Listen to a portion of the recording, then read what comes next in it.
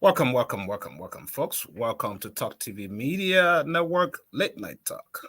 Wherever you are joining us from, welcome to the Thursday edition of our normal conversation here. My name is Sam Gadu. Welcome to the show, wherever you are watching us from or following us. Um, Today is the 30th of November. The month is already over, and we love to say hello to you, or good evening, wherever you are watching us from. Welcome to this edition of our talk, politics, government, society, whatever there is. This is where we talk about it. So, welcome. Join me if you want to be a part of the show. Let me know. Drop a link, uh, drop a comment as well.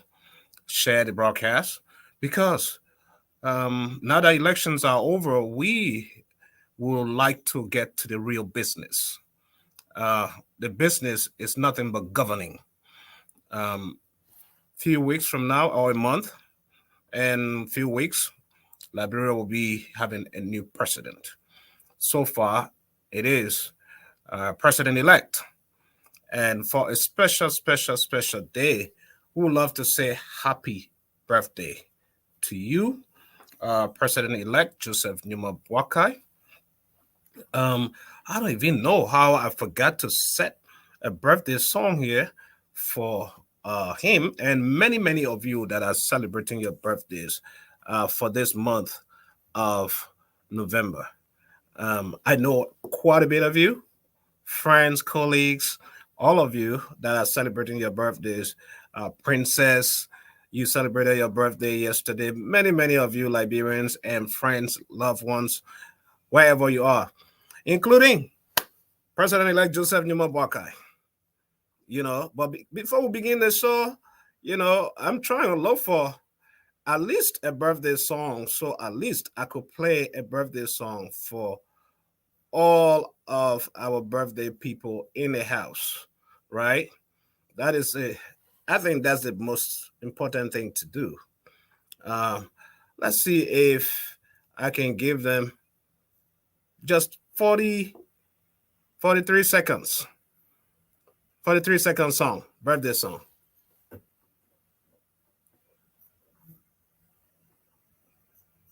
Happy birthday to you. Happy birthday to you.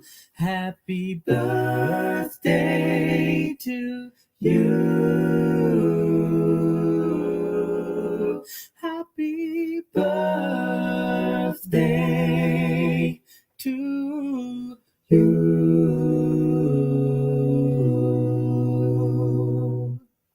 All right. At least I I got away with that one.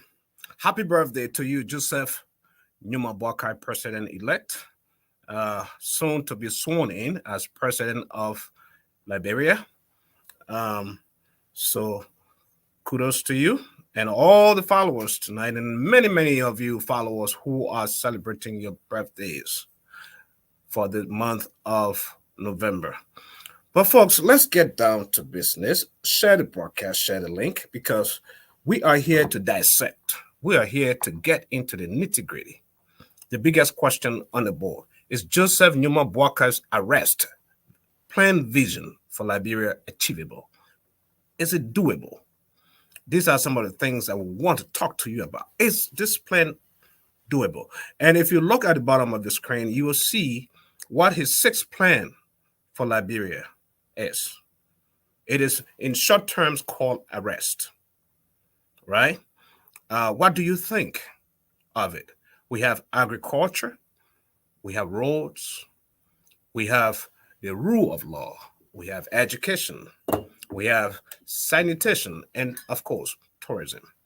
All of them are very significant, very important, as a matter of fact, very important, you know. But I want to be able to get into it.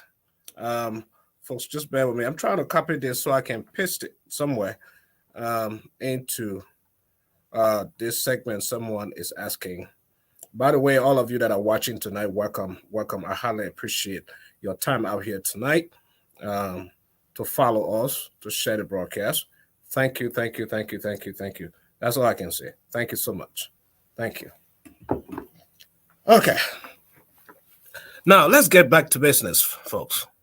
Um, Joseph Numa Buckeyes, six plan, vision plan for the nation of Liberia. Is it doable? As a matter of fact, you can hear my voice. I mean, my voice has changed. I've been under the weather for the past 4 days, but I had to push myself out to be here today. You know, well, it is what it is.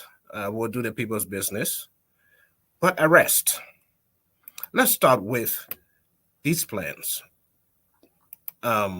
which is agriculture. A stands for agriculture, right? Is agriculture achievable? Is it something that we can do as a people to be self-sufficient? Is this something that Liberians as a whole, or our government, our incoming government will be able to achieve when it comes to agriculture, food, exports, to curtail import? Can we do that? Can Liberians, is it possible for us to get back to the soil? Because the soil is rich. Everything that man has wanted in life, everything that we have discovered, everything that man wants in life in the first place, God took everything and placed it in the ground, which is soil, in the ground. This jacket and the clothes that I wear, it's all from the ground, made out of trees from the ground. You know, you want diamond, go to the ground. You want gold, go to the ground. You cannot build a house without not going to the ground. The cement, you know, the iron ore resource, all everything you think about, even the very, very weapons that governments and war powers are using around the world, they all come from the ground. Sand, sea, water, all of that stuff. So the food that we eat, all from the ground. So Joseph Numa Boakai has agriculture as number one on his list. Number one, that number one on a list when it comes to agriculture is something that Liberians depend on a lot. Liberian men cannot go to food to bed without not eating his food. We all are very, very keen of that. And that has caused a lot of trouble in the country over the years, even the days of Talbot. Liberia has always had the issue of rice problem, right? We've always had the issue of rice being a problem. Will that problem be curtailed? Will it be stopped this time around? Can we transcend beyond that problem as a people, as a nation? So when I talk about agriculture, this is what I'm talking about. And this is very fascinating for us to talk about. Rice. As you see this, rice. Let me bring my colleague. See my colleague back there on the screen. Right. So we are looking at rice. Welcome to the show, Jasper. Can you hear me? Jasper, are you there? Okay, let me continue. So you see, rice. Rice is a very stable food for Liberians. All of us, even I who sit here. As I leave this office or my studio when I get back home, I have to eat Yeah, rice. I'm here. My people, I have to eat Yeah, I'm rice to getting go. you. I have to eat rice. So, hey, my man, my bishop, Crystal Curtin, welcome to the show. Long time no see. Long time no see. Victoria Kanaka, you watching, Elijah Moses, all of you guys, Isaiah, hello out there. Special, special shout out to all of you guys. We are discussing tonight JMB's arrest plan vision for Liberia. Is it achievable? Can we attain this vision? Right? This is the main question tonight. Let me remove this. So rice comes as number one. But there are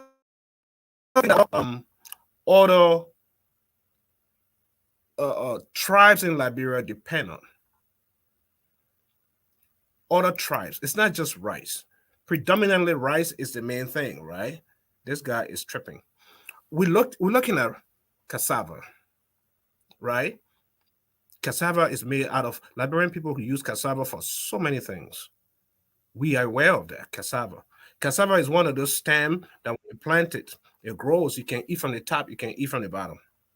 That's how it is. It's just like potato grain. Potatoes, you can eat from the bottom, and you can eat from the top. That's just how it is. And we grow all this in Liberia. Liberia is so rich, right? And so we already are aware of that gift that God has given the nation of Liberia. But having that person, that individual who will look at the nation first, the people's interest first, beyond their own self-aggrandizement, beyond their own self-greed, right? To creating the avenue for people to get back to the soil, because that's all. And in getting back to the soil,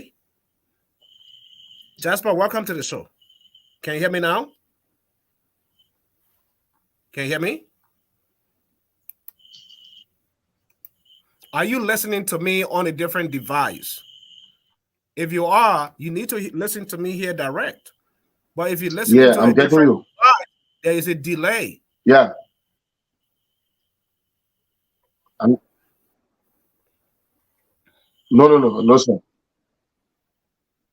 Okay.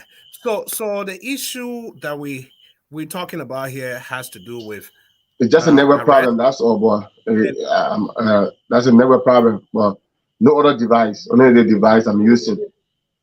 okay. I got it. Let me just finish this. So agriculture is the foundation of Liberia's economy, and it plays a very critical role, not just in the national food economy, but also it serves as the main driver of economic development and a source of employment for any country's labor force. That is what that does. Agriculture. It creates, you empower the farmers, right? What makes America great and other Western countries is agriculture, food. America gave so much food around the world, you know, they waste so much food here and they give so much food around the world. Folks, the richest people in America are farmers. I'm telling you, that's the fact. Most of the richest people in America are farmers because they know that people need to eat in order to live. Without food, you and I won't be living. So that is very, very key for us. So the aspect of Joseph Numa Boakai understanding the importance and the significance of agriculture is good. And the benefit that he has to that is because he has worked in that area before. He has served in government in that department, in that area, ably, and he did well during the days of Talbot, Samuel Doe, all of that. So that's one aspect. But is it doable? Is it achievable? I think it can be achievable with the involvement of people, empowering farmers and people to get back to the soil. When you see America, Liberia, and Monrovia in particular is so packed with people, human beings, right? It's a result of nothing is going on to the countryside. But if you decentralize the government, you pump the money to the hinterland area, farming is going on, agriculture is taking place. What happened in that case is the man who feels that he's sitting in the city, that the only thing that he can do is to ride a motorcycle around and not make much money. But if he finds his way back to the hinterland to start farm, he could easily build himself a house. And there are a lot of incentives the government is given to people who are migrating from the city back to the country, back to the soil. This way help, you know, move a whole host of people, a lot of people from the city. That will take place, right? That is what will happen. So soy. Let's get back to the soy. I think that plan is achievable.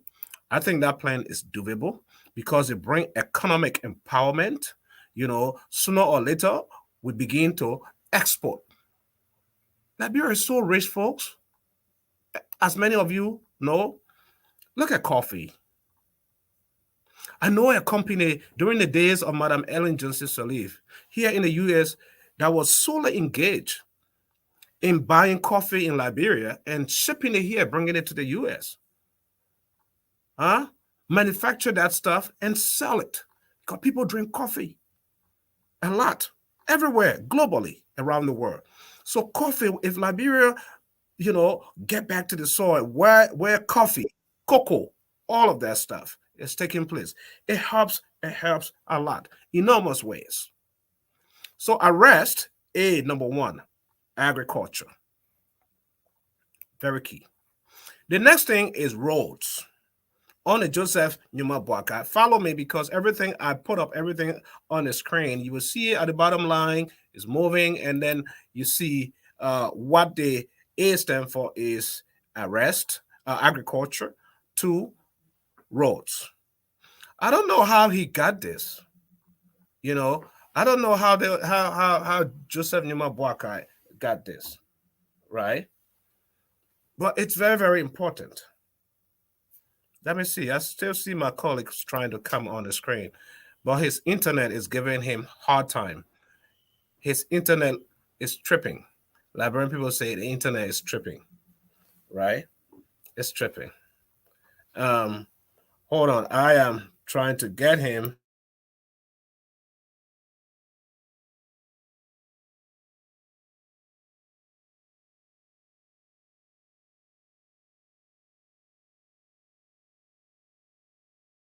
What's going on?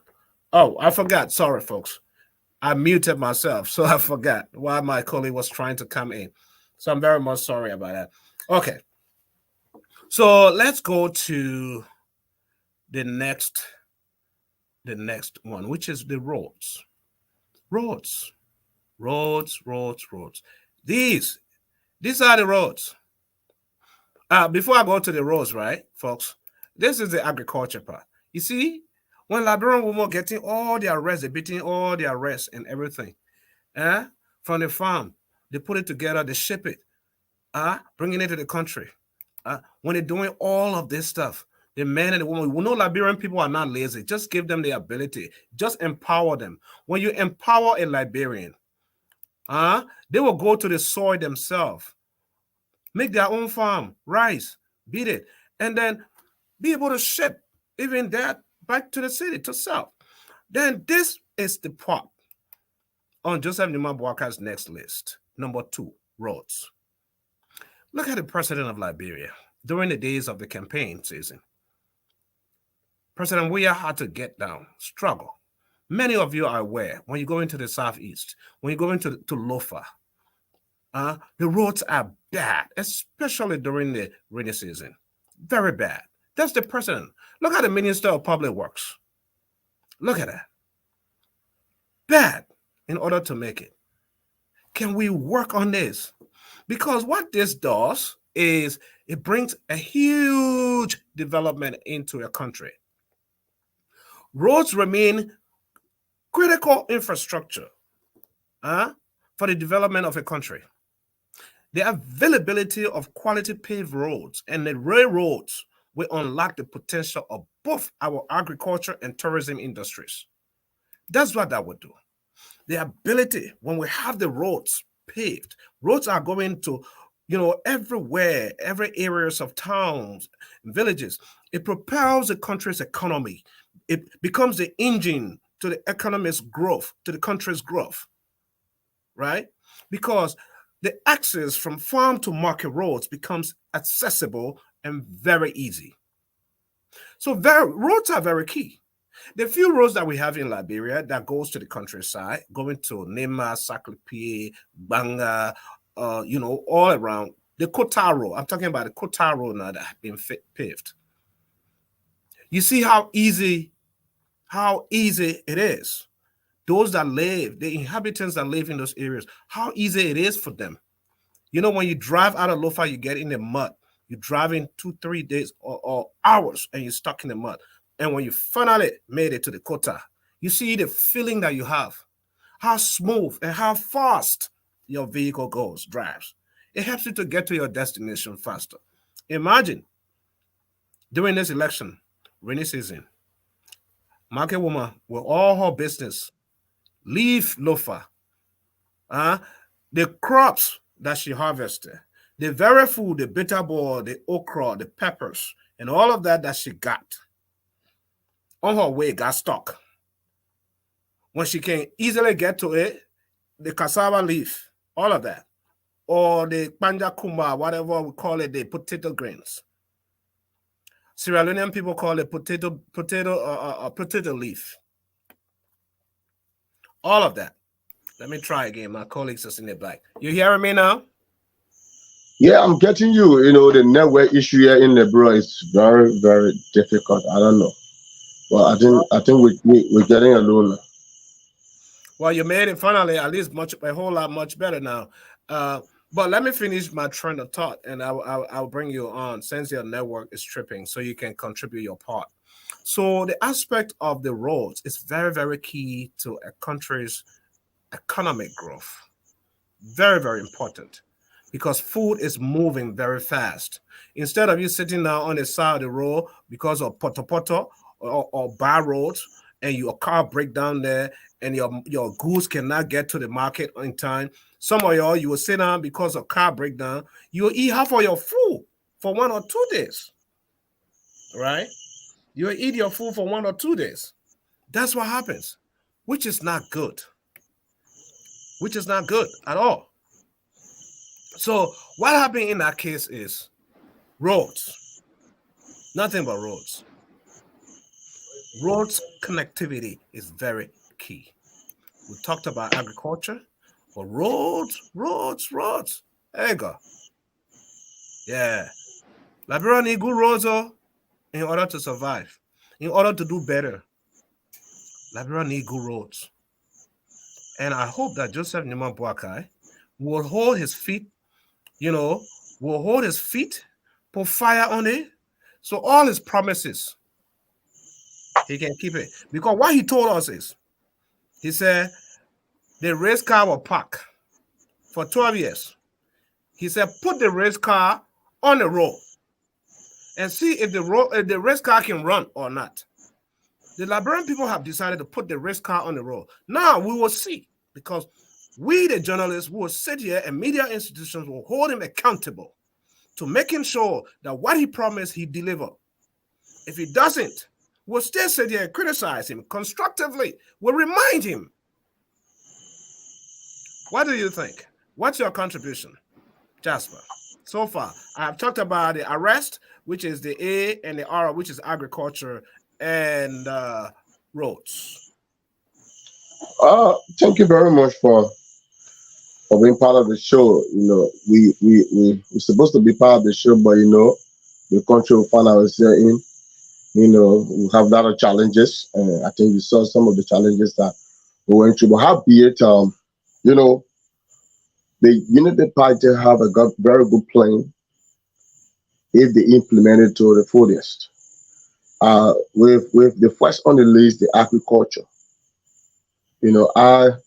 I came from a background of agriculture. I have a first degree in agriculture, and I know how it takes, how agriculture employed. It have a huge quantity of employment in agriculture. I can say employed 50 to 55% of population in your country if it's been implemented food, and you have the mechanized farming but what really interests me into agriculture is you see, agriculture bring on board even those, it bring people skilled and unskilled labor. Right. These are people who bring on the board. And in every country, you have people who will not go to school, people that will not have skill. But agriculture makes it very easy and accommodate all of those people and put them to be able to earn something for themselves. Mm-hmm. In agriculture employs, I can say, everybody with a career. Agriculture employ teacher, employ accountant. Yeah, career or no career. You're right. Yes. You're right. So, and if we in Liberia, we have 15 counties in Liberia. And in assumption, you understand that every county has its own agriculture company that is producing. and you find out that unskilled labor people, are making less than $12 per day, and you see a skilled labor making $10 to $15 per day. Do you think people who in their counties will leave and troop into Monrovia to look for a job? You won't. And you will see people want to build their homes. And this time in the bureau, everybody want to live a better life. So I believe if even the agriculture, if Ambassador Joseph Nima Boakai, the president elect, if he can implement that fully in you see Liberian, because the problem in Liberia is job creation. Yeah, There's no job. but Jasper though, Jasper, agriculture is good, right? You said some very beautiful things, and you are so right. You're so right on the point. But the catch there is this is what Liberians have been experiencing over the years for a very long time. The agricultural sector can be very, very good going on. If there are bad roads, it will hinder the agricultural progress. So I feel like, from my perspective, roads are very, very important. Agriculture was still going on. It's not going to be so robust yet. But if he focuses attention and all the bad roads, I'm not talking about the road that can lead to small. I'm talking about all major roads, connectivity roads to different counties, all the counties, right? If all of those roads are done, taken care of, there is an agricultural boom. You are right. You are right because there's no farm without road. And even if you do agriculture, they will tell you farm to market road because and you will have the produce, to your farm. And if the road is not accessible, Mhm. and you won't be able to transport your goods to Right. to the market or to. But without road, there's no agriculture. So I think the first target, I think in his administration, he should focus the first target on roads, and I think he made mention on that. The first statement when he spoke when he was after the final result was given when he spoke, he made mention of road. In fact, he said in the first 100 days and Liberian, no car will stop in the mud. All roads will be paved. All roads will be paved. Now with quota, but it will have free access. People will have that free access to use the road. No car will stop in the mud. But, but, You but, know, but, but be my thing is though, is it doable? Is that possible within the first 100 days? Because I'm trying to wrap my mind around that, right? Is it doable? Because if you say within the first 100 days, to me, knowing the bad roads, knowing how bad those roads are, it's easier to take a yellow machine, or caterpillar or whatever, and go fix it. They normal same old fixing that we've been doing year after year, president after president and stuff. That's not the kind of fixing that we need this time, right? Is it doable within the first 100 days? I mean, uh President elect, he's been serving in government for he been vice president for 12 years. He's serving opposition for 6 years. So if he say and no car will stop anymore for the first 100 days, you know where he's speaking from. And Liberians will hold him by that. And we can assure him, we as media practitioners, and we'll hold him to whatever he says, and we will keep reminding him because January 22nd will be the inauguration day. And on that inauguration day will be the first day. And from that first day, Liberian will start to count to reach his 100 days. mhm. And mind you, if you see today, President Weah is being booted out. There are so many promises he made to the Liberian people that were not fulfilled. Mhm. So if you come to the presidency and you can deliver on your campaign promises, you can rest assured that the Liberian people will boot you out without regrets. Look, every president that comes that Liberian people elect, they elect them on the basis of change. It's not basis of or what you bring to the table or what. Yes, that could be part of it, but it's on the basis of change. If you can change the life of the Liberian people and you can improve the country's economy, the infrastructure, the road connectivity, definitely you can see yourself out of this. You can see yourself out of the presidency.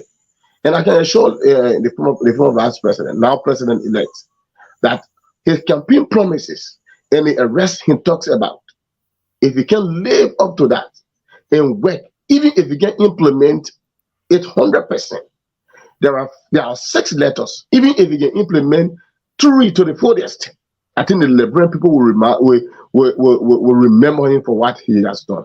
So But if he can, one would say part of this current regime, current government of George Manuel Weah, one of the reason why I think it's difficult for a lot of people to see what he has achieved is because I'm assuming he was all over the place, trying to do too many things at the same time.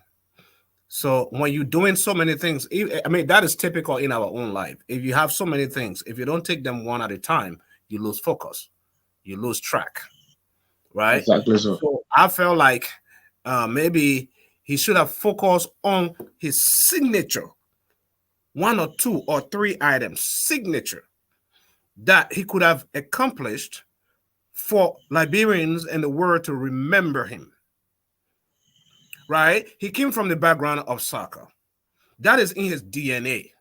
That is in his blood.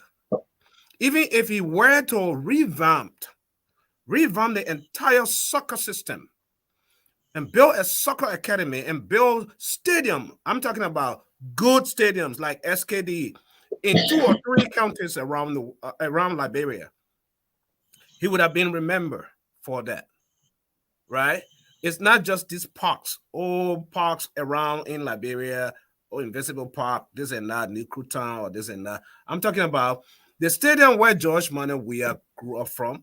What got him to the limelight? Like ATS, even if he could not build stadiums like Samuel Kanyondo Sport Complex, he could easily build a stadium the size of or maybe ATS.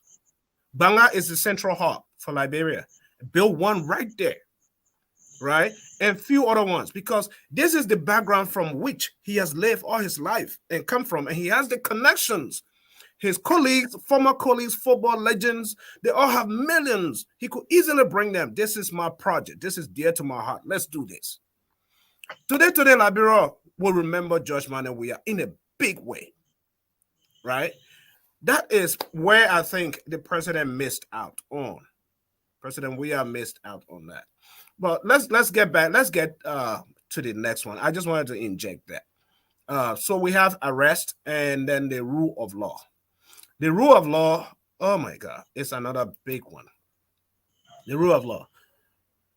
So Joseph Numa Boakai is saying here from the rule of law that during their administration, that was under Madam Ellen Johnson Sirleaf, they made critical gains during the 12 years administration by institutionalizing the rule of law to aggressively fight corruption, reduce impunity with the justice system.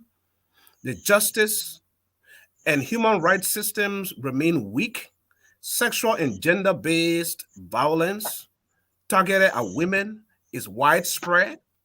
The judicial system remains challenged by human resource, financial, and infrastructural constraints, resulting in a backlog of cases, folks, that undermines access to justice. So this is one area that is very, very key as well when it comes to the justice system, the rule of law, how our police officers, how officers operate, or discrimination, gender-based discrimination, assaulting our young girls, rape cases. How do you handle all of that? A 50-year-old man sleeping with a 14, 15-year-old girl, child, all of that. Because you do that in America here, you're going straight to jail. They lock you up for good. That's it. They understand that, though. Our leaders and understand the travel. The laws are there to the books. In fact, if you remember, I think it was sometimes this year when I think 2 Liberians, I think in Korea or somewhere, that got jailed.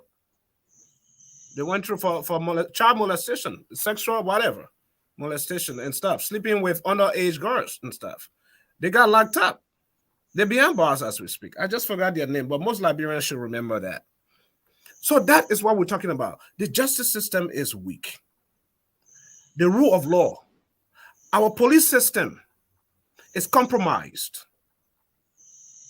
right? You would take a case, you have an abuse going on, and they take a case and they just look into it, and just like, what's the outcome? There are so many cases that are unresolved, that have no outcomes, and this is all part of the justice system. So it is weak. Our institutions are weak. The rule of law institutions are weak. What do you make of that? Oh, CEO, you are right with one of your points.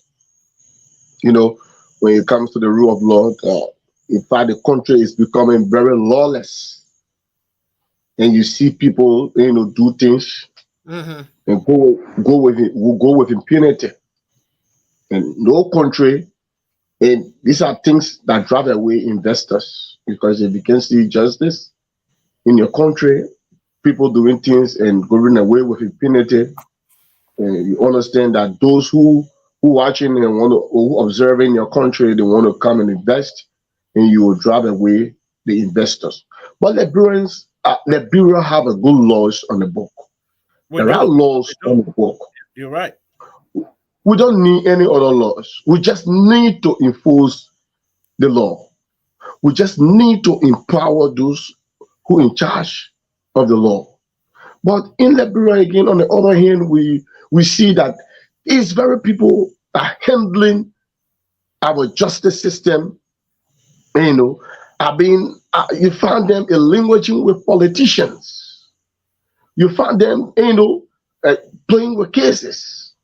Mm-hmm. I think we only looking at the new government, if they can put if they can implement those laws that are on the book and Right. enforce them, empower those who in charge, those who empower, like the Liberal National Police, right?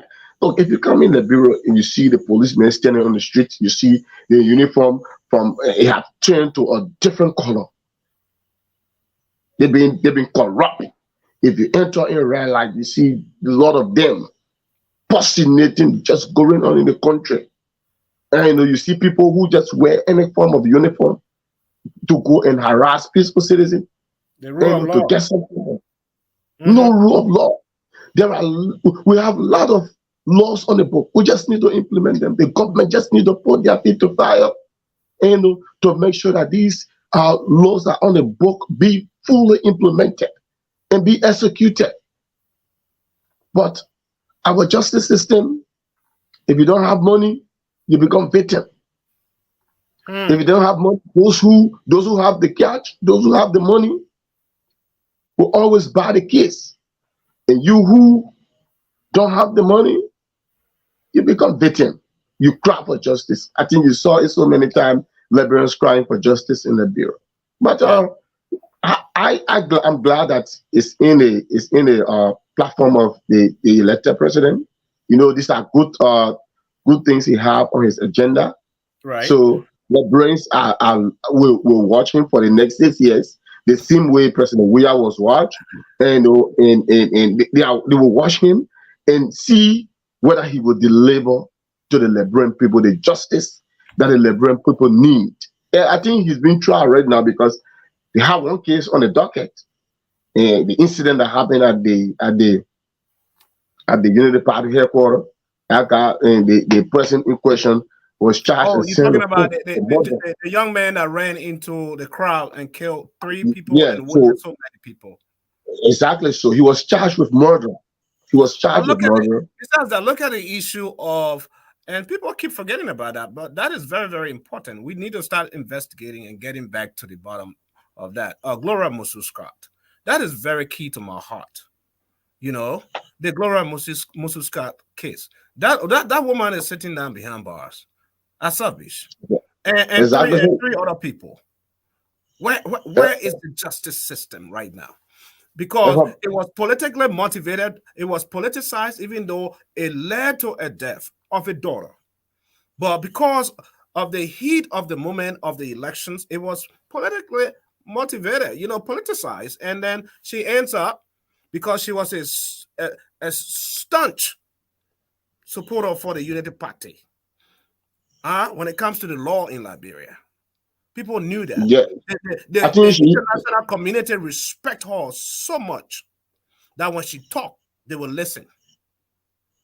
And now, in She. order to silence her, the Judge Weah administration decide y'all go over the case. Y'all just put her there, let her be there until after the elections. That's how I feel, right?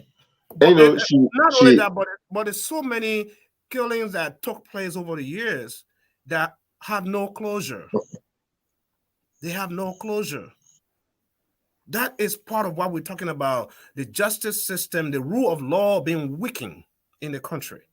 And when you have that problem, when you're going through that kind of issue, you run away investors. You run away people Exactly. who want to come and bring money into the country to invest, to create jobs, to come and develop your country. You run them. Nobody want to come to Liberia with $15 million or $1 billion when they realize the justice system is weak. They can be hunted any time of the night and nothing comes out of it. Nobody wants that. Or someone, go and hinder them or their place of work when they take the case to court, the law will step on it. It's so weak. Somebody want to step on this. Give me this. Give me that. Let me eat this. My man, do this thing, that small case. I can handle this. And then they just frustrate your efforts. Your efforts are so frustrated that you will decide to just let it go. These are all the things that people look up to. The rule of law. When the people have confidence in the rule of law, when they have confidence in the rule of law, a lot can happen. A lot can take place. What do you think? Touch on it one more time before we go. We'll move on to our next one. Yeah.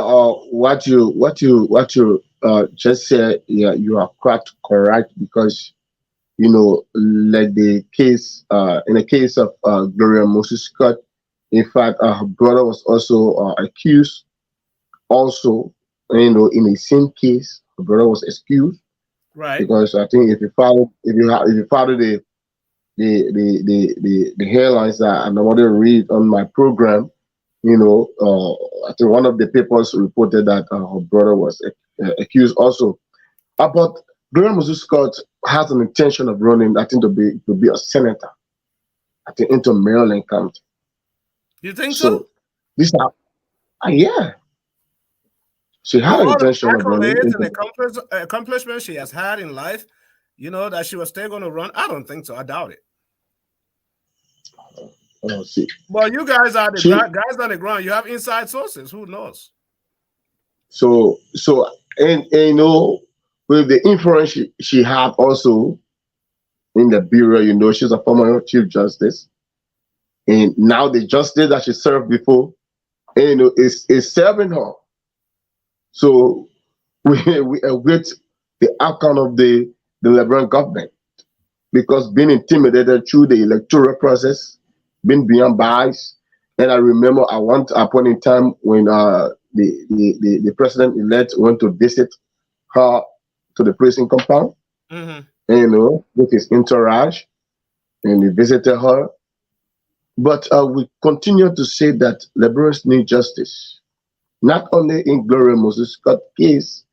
There are so many cases, so many murder cases in this country that need justice. In fact, today somebody was telling me that there was a guy that was found on the beach. He was killed. He was mocked. In fact, they broke his head only Wow. to find his body on the streets. And he was working with one of I think the Indian people. He went to work 3 days. He could not return, only to see his body on the streets. Where is the justice? Where do people start the investigation? So if those small things happening, killing and other things happening in the country, and government can adhere to that. But one problem I have with government CEO is that you see the government doesn't listen. You understand in the case of justice, the justice the guy that was removed from the Supreme Court, Kabina Janet? Kabina Janet. Kabina Janet said that he was in the, the Liberian government did not serve him justice. He They ran to went, the ECOWAS court, yeah.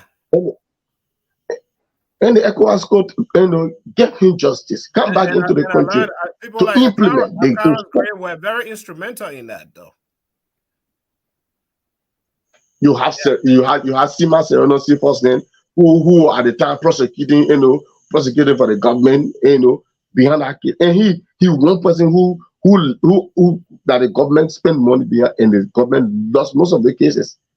Other even people like Yaka Koroba won cases against Kabila Jane, not Kabila Jane, but Sima Seronosi. Part of the bureaucracy So is part of he the just bureaucracy. Jasper, part of the bureaucracy is you just talked about Yeke, right? Up to now, as a representative for District 10, even the very House of Representatives still owe Yeke Koba his pay, his own money.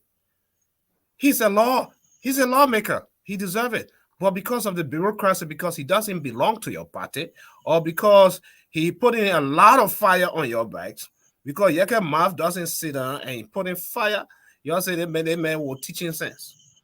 That is suffocating. When you say that and you do that as an entity, as a body of the legislature, the law, the people that are making the laws and are supposed to abide by those laws. When you are doing those kinds of things, you send a bad image to the outside world. When you are treating your own colleagues like that, you are sending a very bad precedence and a bad image for the world. That if they are brave to do this to one of their own, holding the man's salary, I mean, what else? What else will you not do? What kind of corruption will you not do? But there is a very good comprehensive review look at the Joseph Nyuma Boakai's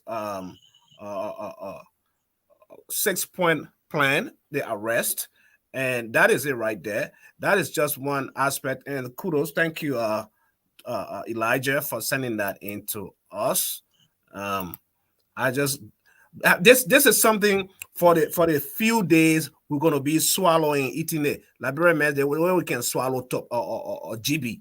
That how we're going to be eating it piece by piece, because we'll keep reminding this, we'll keep using this, and reminding Joseph Nyuma Boakai that these are the plans that you outlined that you're going to do, and we will hold you accountable for those.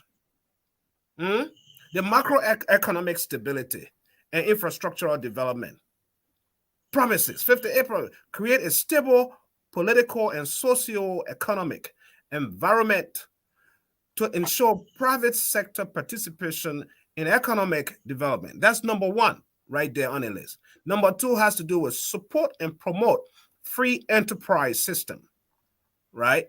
Number three, ensure creation of shared and inclusive economic growth that benefits Liberians. Now, one Liberian, all Liberians.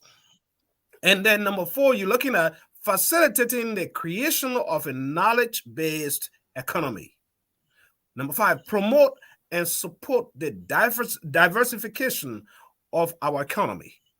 All of these reform, taxation, tax administration policies to make them more to make more investment and production friendly, right? Number seven, provide targeted fiscal incentives to stimulate investment in agriculture and light manufacturing. And that was what we were talking about. When you provide those incentives to people who are working in the agricultural sector, farmers and stuff, to entice them, to give them the boost, the energy to go back to work harder. Say, y'all go do it, y'all work, y'all do it. Giving them those tools, enable them.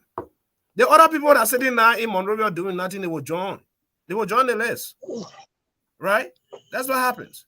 So you look at enhanced efficiency in revenue administration to reduce administrative costs to the economy and the resulting leakage from rent seeking. Operate a balanced budget policy and ensure that revenue and expenditure estimates are evidence-based. Implement the Treasury's single amount, TSA, to strengthen cash management in the public sector. And of course, introduce program budgeting system to shift the focus from just wages and auto revenues costs. That is what we're talking about here. This in itself is something to chew on, something to have a show on. Just that one slide alone I put up. It's just something to eat, to chew on. But let's just summarize this thing here. And the rule of law, we did about agriculture, roads, and the rule of law. The next one is education, right? Education. Education. This one, very key. Dear to Liberia's future. Education. Very important to Liberia's growth. Very, very important. Liberia. Education is critical for the development of any nation. But our educational system remains replete with many challenges that affect not just access, but also educational quality and outcomes. Huh? This is why the educational sector of Liberia is highly challenged. When you see these kids dealing and learning computers, the world we're living in is a computer world. I always tell everybody that the internet age, the 21st century, computers. When you see my man, you will see a college student at LU doing schoolwork or everything, no computer. When you say computer for one person, they can handle it. They jelly that kick, jelly that go. You can hold it tight. Jelly that go.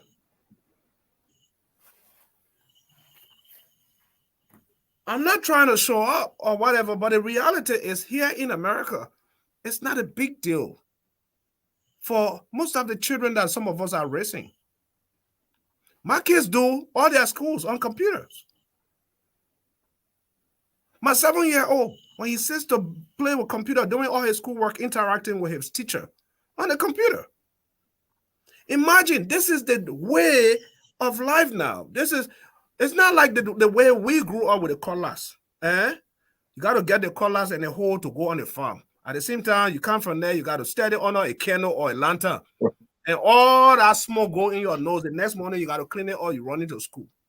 The way of education has changed. It has shifted because of technology. I grew up, not you. I grew up in the days where there was no phone, no computer. My man, you write a letter to your girlfriend. You write it, you give it to your friend, just to go give it to that girl in our class that you like.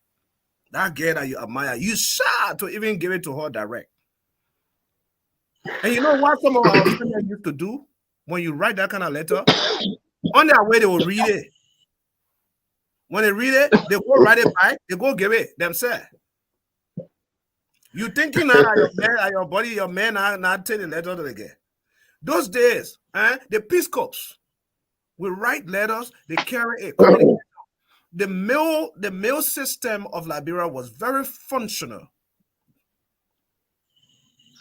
That's why it was. These days, my man, look at you. You're sitting down in Africa, sitting down here. You text me right now, I receive it. You write a letter right now, I receive it. This is the way, the new life. Believe it or not. So, as leaders, you must innovate. You must think different. And this is where I think it's going to be very, very crucial for the Joseph Nima Boakai administration to be very cognizant of this, to understand and implement these, or else they will fail too. The computer learning system in classes, right? In classrooms, it's very key. Projectors on a board. The teacher, it's not the days of the chalk and the blackboard. Those days are over. Blackboard is on computer now.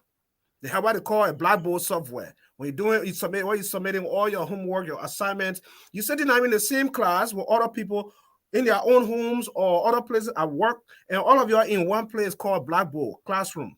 You're interacting. We need this. but it comes with good electricity, good roads. That's it. You don't have enough electricity, then you shifting electricity into Africans to other countries where Liberian people don't have enough. These are all the things that we're talking about. We need to look in a different direction. These leaders leave Liberia, they travel overseas, they go into hotels, free Wi-Fi. Everywhere, every public place is free Wi-Fi. Most airports, free Wi-Fi. You come in this office where I'm at right now, you get close anywhere around here, there's free Wi-Fi, the internet I use. We need that. Right now, you talking to me, that money burning. Even though money burning, but the money that burning from my end, I pay monthly. But for you, I saw it finish, boom. And even you pay for it, it's not even guaranteed. It's not even stable. It's not stable. It can go just like that. It's not constant. It's not holding. It's tripping. The internet tripping. These are wild things. Those are the things that the new government that is coming in need to look into, because very, very key. Very, very key. Education. What do you have to You talk know, about education? what baffles me in Liberia is you see people who work at the Ministry of Education and having their own schools, and these schools are well equipped, leaving the government owned empty. And I Hmm. think the new government should work on that and make sure that those who will be working at the Ministry of Education, most especially those ministers and directors, DEOs, CEOs, who will be working with the government and should not have any school. Look, I'll see you if you are a minister of education and you have an entity, what do you expect? You expect all of the ingredients other schools need to go to your school. Right, All of the right. ingredients that you need to supply That's a very to the good point. government schools, you will supply them to your school. We see it with Asusoni, the current Minister of Education. His school is one of the best schools. Hmm. How can that be? In fact, that's a conflict of interest Right. because you will not be working with government and you have your own private institution that is best more than government. In fact, I listened one time. I listened to one of the statement that Ambassador Joseph Nyamabwaka was making one time. He said he's going to make sure that government schools will have buses running that will be able to transport government schools from one end to another.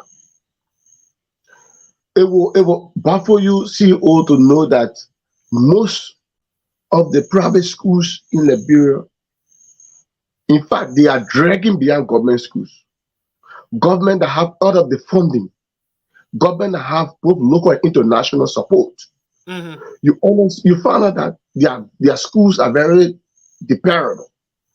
They are not up to standard. They are substandard. You find out somebody who owns an individual who owns a school have a very standardized school system. You will have him have all of the laboratories Well, that that is, needed. I'm not calling it, but that is purely conflict of interest, right? Because as a principal or a teacher of an institution, you know, you're running an institution, then you go and open your own school too. So the chances there are, even if the government school materials are coming in, you will compromise. You're going to take some of those supplies to your school.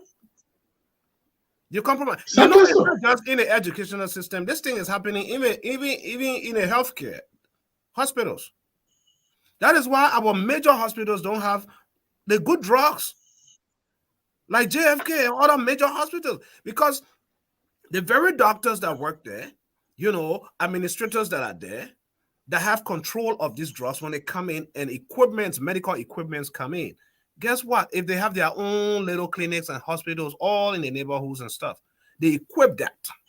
They steal from there and take it to equip their clinics. They will tell you the prescription they gave you in the hospital at JFK, they don't have it there, but they will tell you where to go get it. And when you go get it Exactly at their so. place, How does that work? yeah, yeah, So, just what I was saying, I don't think, it should have been this way to see a minister, a director who works at a certain entity, having his own entity also running, and at the end you will see that the minister or the director or the deputy minister will direct all of the resources to a private institution. yeah, yeah, But if we have people, if you have a minister that does not have a school building, that does not have a health a clinic, or even a drugstore, you will not go to the pharmacy, to the clinic, and they go after they do all of your laboratory tests, and they give you prescription. Look, you have to go, to XYZ pharmacy and get XY medicine. No, who does that? Only in Liberia. mm-hmm, mm-hmm. So what do you expect of somebody who will not have the money, who will not have the money to go and purchase the medicine or the capsule you're talking about? Then why do we have government hospitals? Why do we have government clinics? Why do we have government schools? If you see, the private institutions are far ahead of government schools. Yeah, Some government yeah, schools have that is so so true. many leakages. So many leakages.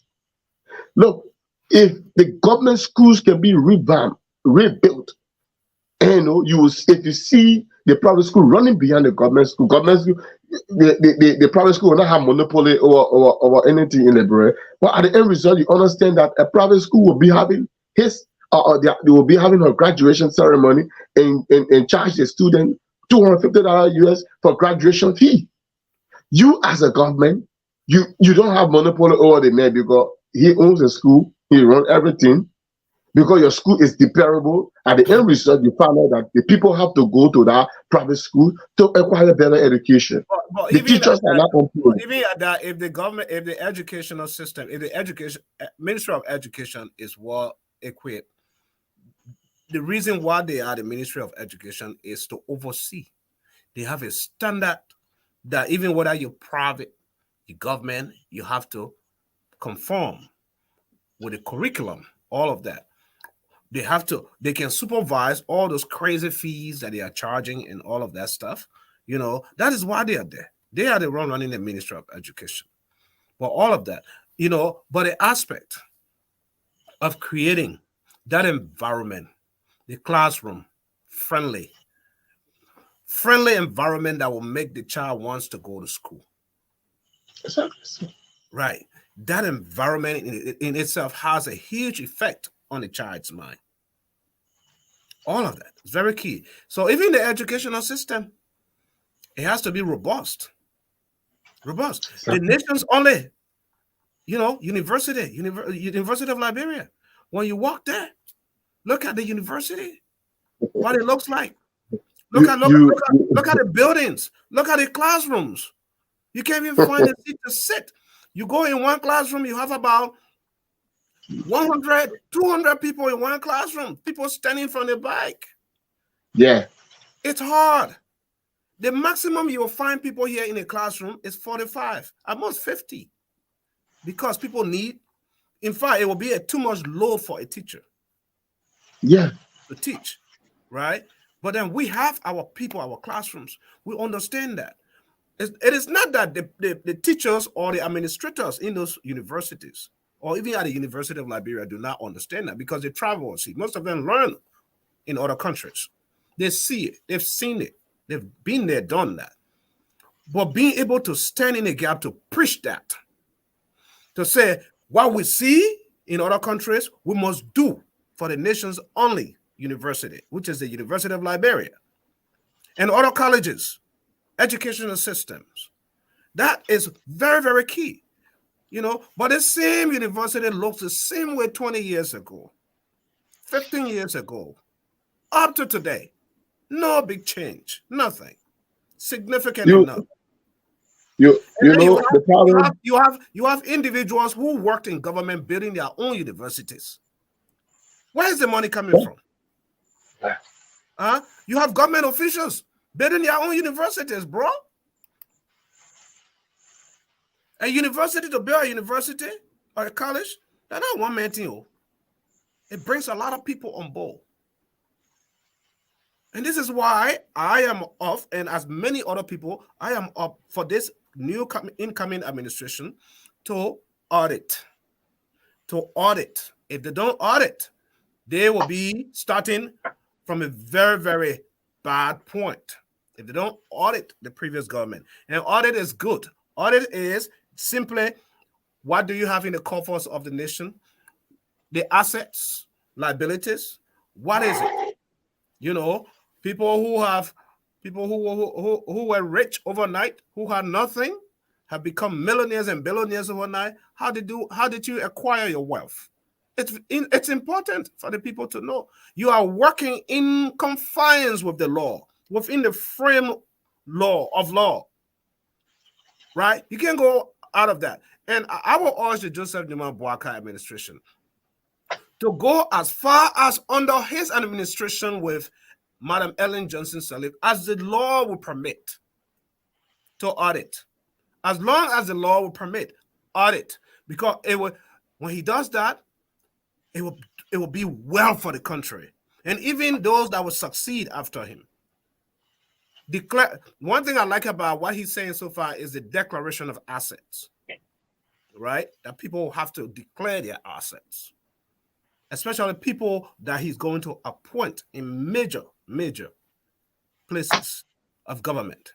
We want to know why you worth before you assume power, because this is the disease that is decaying in the soul, that is eating the fabric of Mama Liberia. What are you worth? Put all your property together, put all the cash you have in the bank, or whatever you got. Let us know what you worth. If you are worth $10,000, if your net worth is 10 or 15,000 or 1 million, we want to know, so that tomorrow, if you overnight become a millionaire or billionaire, then we'll find out, my man, how you make it, how you became a millionaire or billionaire overnight. Tell us. Your payroll, your monthly salary is only $10,000, and here you are building $1 million, $2 million home. How did you do that? Explain that to us. Then we'll know. It's very key. You know, the problem there with this outgoing administration, you know, the president did not listen to the president, and the president did not use his presidential power to enforce them to declare their asset. You know, this is why we struggle with most of them when that question there, the president declared his asset before he forced anybody to declare his asset. The people said that he declared asset, in his assets, it was his priority to either publish his asset or not to. In the constitution, there were mandated him to publish his asset. But for transparency, he can do it for people to see it. But howbeit, those who work along with him, that he instructed to declare their asset, did not. He even released an ultimatum, and they never heard about it. They paid deaf ears to that, and then they go, release the president. So I think, that it was a disrespect to the president. Now that the LACC is coming out and providing, I think you saw the form that they give to each of those who working in government, those ministers, assistant ministers, directors, and assistant directors, and who have key positions within government. Mm-hmm. That to declare their asset from now to the 12th of December, to declare their asset. And the 12th of December will be the last day that you have to submit that document to the LSCC. Why will you declare? Or why will you tell the Liberian people when you never declare your asset? Yeah, but that's complete nonsense, though. The people playing with the How will Liberian you people tell them? intelligence, that's complete nonsense, bro. I can tell Because you you that. did not declare your asset. You didn't If declare your your asset. asset, Now you want to yeah, declare your asset after you accumulate and acquire all yeah. this wealth. Now you want to declare your asset. Complete nonsense. Okay. Let's move So, forward so to the next last two of the arrest plan vision for Liberia by Joseph Nimabwaka. Those of you who are just joining us, this is Talk TV Media Network. We are dealing with the vision plan for 2024 for the next 6 years under Joseph Nimabwaka. We are dissecting that vision plan because we will be the one to hold him accountable here because we are the voice for the voiceless. We are the one that will hold him accountable, that will speak for you, right? Wherever he will be, he will listen to us. That's it. If Joseph, and that is we call him the integrity icon, right? We'll hold him, we'll hold his feet to fire with integrity, implement it. If we find any of his appointees are corrupt and they are doing things wrong to derail the government, we'll point it out and we'll see what actions he will take. But this arrest system, this arrest vision plan, one that has to do with agriculture, right? And all right, you got me running away from me. They're picking here. no, they just sent me the message not too So long. so yeah. Anyway, wrap up. Just do your wrap up with sanitation. We have sanitation and tourism left. You know, you never know when you disappear, you disappear. And you see what I'm talking about? Yeah. So you Sanitation, and tourism. That's see, what we have left. and you see, yeah. Just a wrap up from the sanitation aspect. The sanitation and tourism. These are two key me positions, aspects that this government and can work with to improve this country. Let me just quickly hit on the sanitation. The sanitation is very important, right? Liberia, I think you may mention one of an American officials came to Liberia and said that I think he retracted that statement. He said Liberia is a dirty country, which that was a fight because those who in authority, you enter red light, you enter to all of this, you enter to major places, you enter water side, you see people eating in toilet.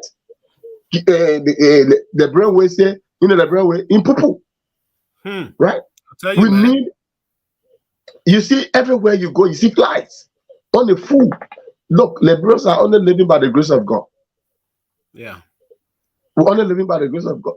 But typical American man will not live here the form and manner in which we live here. He or she will get sick and he will be flown back to America because they can't stand the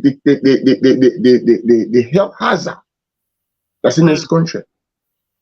Even if you are walking, the air that you breathe in certain places The air is quality. very, it's very polluted. It's polluted. Yeah. And tourism, the tourism aspect, it bring. We got a lot of places that And why some of us when we go to Liberia, that's why we like to go to the outskirts, to live way outside of the city, because the people burning dump out there, those dumps out there, burning there every day. People standing and people go there, they defecate. I mean, it's hard to say that about our country, but that's the reality. And then when you burn all the dump out, the smoke goes in the air. As it goes in the air, it pollutes the air. So there is no good smoke. The air is polluted, and then we breathe in that air. Liberians are breathing that air. And this is how people get sick. And then somebody dies overnight. They come down, having done that over the years, it just automatically come down with some kind of sickness, then we say, oh, somebody killed that one. Somebody killed that. We're killing our own selves slowly. Liberians are killing themselves slowly. That's why So it's good even to live in the hinterland, to the countryside, because it's good air. The forest is there, good air. you I prefer see, living, if I move to Liberia, I prefer living in the countryside than in the you see, city. you see, if you decide to walk on a beach, right? You see physically, you see people defecating on the beach. Yeah, look at that. You see people defecating on the beach. You know, and it's a challenge for him. Really, it's a huge challenge for him in terms of sanitation because And when you talk about that, you look at the cleanup campaign that is ongoing. And yeah, sanitation is not just when you talk about the Joseph Nima Boakai six plan sanitation. It's not just the cleanliness, right? It has to do with critical areas of human capital development, also which is the healthcare system, the delivery system. That continue to face a very systemic challenge, breakdown, all of that you know, causing all of that, the delivery, the healthcare, the geographical location of people, age, gender, socio-economic, political status, across the country, all of that, healthcare. It doesn't matter. When sickness comes to you, it comes to you. It's catching you. For how you treat yeah. yourself. So, There are so many diseases around. Malaria is there, mosquito bites. When you attack malaria, do you know that malaria is one of the number one killer in Africa? Malaria is the number one killer in Africa. Even Bill Gates. A lot of you know who Bill Gates is, one of the richest billionaires that ever lived. A lot of his investments in Africa is on malaria. The Bill Gates Foundation. So you see, mosquito bites, typhoid, all of that stuff. You get fever, all of it out of mosquito bites. Why? Because we have dirty water. We have feces sitting all around. The same place where we can sleep. We go outside behind the house to the drainage, we poo right there. All of that turns into all kinds of stuff. Anytime you keep sitting water is sitting around your yard and stuff, all of that it attracts mosquitoes. And as it attracts mosquitoes, guess what? Who the mosquito going by? You. And it bites you, guess what? You don't even know what it's transferring to you. And you get sick. The next day you start feeling fever. You're getting sick. You get typhoid out of it. That's why these common diseases are huge among us as Liberians. So sanitation on Joseph Numa Boakai arrest plan vision for Liberia is very key. And I hope he will be able to tackle it head on. It's very key because the only way that Liberia will do better is when you and I are healthy, when we are feeling good. You can't go to places that you want to go. You can't go visit family if you're sick. You can't do the business that you want to do if you're sick. So it's very important to attack that. Very important. And of course, the last one here, and then I will take leave of you guys, is the tourism. Tourism is very key. And on his statement, on his explanation of tourism, I'm talking about Ambassador Joseph Boakai, our tourism industry remains largely underdeveloped, despite the fact that our nation is endowed with natural habitats and scenic spots that make it a suitable destination for tourists. Worldwide. We will designate Grand Cape Mount as the country's national tourism center and undertake specific initiatives to exploit the tourism potential of our country. That is Joseph Numa Boakai's vision. Tourism. Amen. Every well-meaning country around the world. Do you know how many times people travel around the world just to go enjoy themselves, go sit about the beaches? Very nice scenic tourism. Look at the Batawi waterfalls, all of that. That waterfall alone is beautiful when you develop that. So good. Thank God the people that folks are working over there. But good scenic areas. the country, the world we live in, people will sit down and just from the computer and find out all the beautiful things that your country has to travel to see. Hmm? Where the chimpanzees are, forest, all of those things. You and someone will just book a ticket. They just want to go there and live there, and not live there and be there, spend some time there. But that's a lot of money. When you have those scenic areas and they are protected, people that come there are paying to enter, to see those animals, to go on those beaches, to go to those waterfalls. And all the money they're paying and the food they're eating, it circulates around in the country. The country benefits because those that live around, those that develop those, places that protects that, it boosts the country's economy. Tourism does that big time. People tend to build hotels to those places, right? Restaurants to those places, entertainment centers to those places. And when all those places are built, guess what? Job creation. That's a job for someone. Someone is going to get hired to serve in any of those. So it boosts the country. Tourism is very key, folks. Very, very important. So I hope that the Joseph Numa Boakai arrest plan will come back tomorrow and we'll be able to delve more into it as well. Will help because what this does is we'll hold him accountable. Is it achievable? I would say nothing is impossible with God. As long as you put your mind to it, you believe, even all of you, whatever your individual plans are that you are doing, whatever your plans are that you have written out, how you see, how far you see has to do with how far you will go. So sometimes let's not just negate the fact that maybe Joseph Nima Boakai sees further than most of us. And he sees the potential.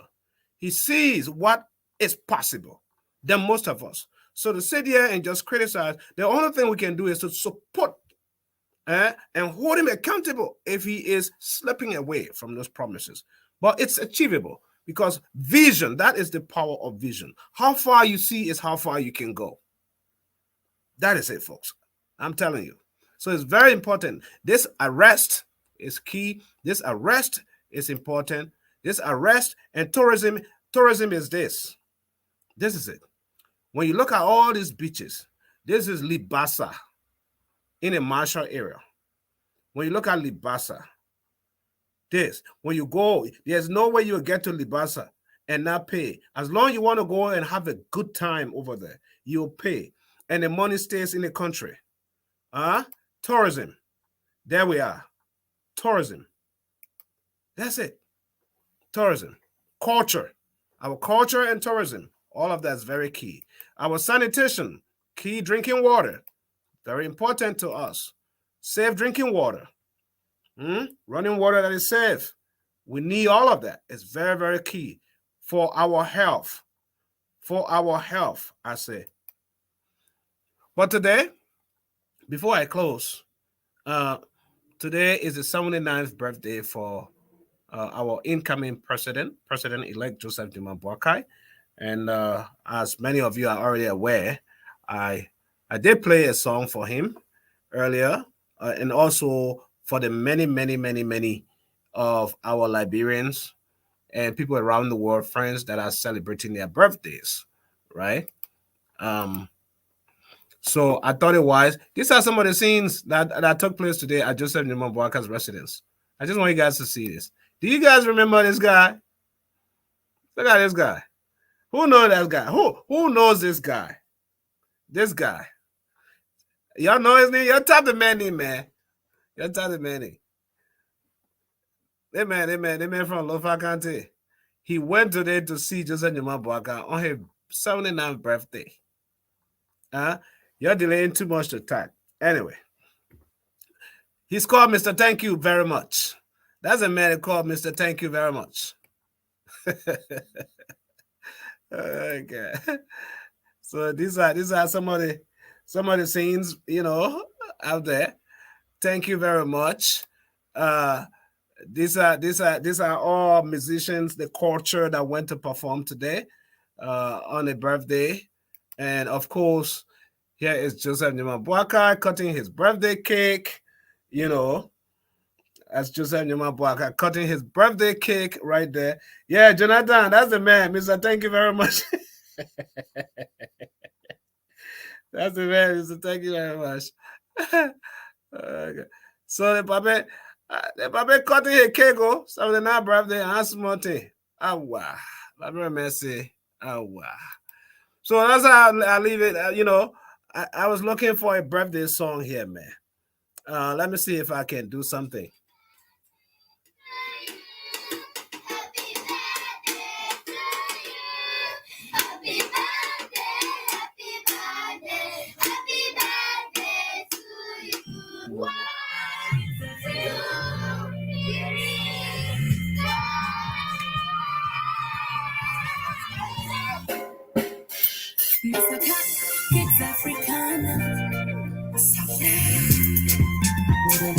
That's for JMB and all of you that are celebrating your birthdays. Happy birthday from Talk TV Media Network.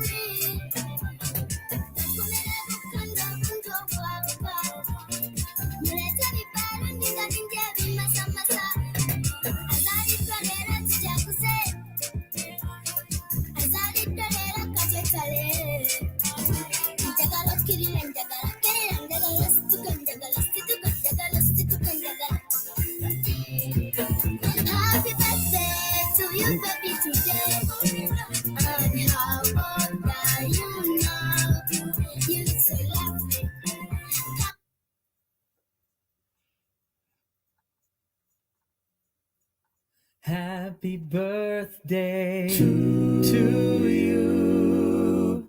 Happy birthday to you. Happy birthday to you.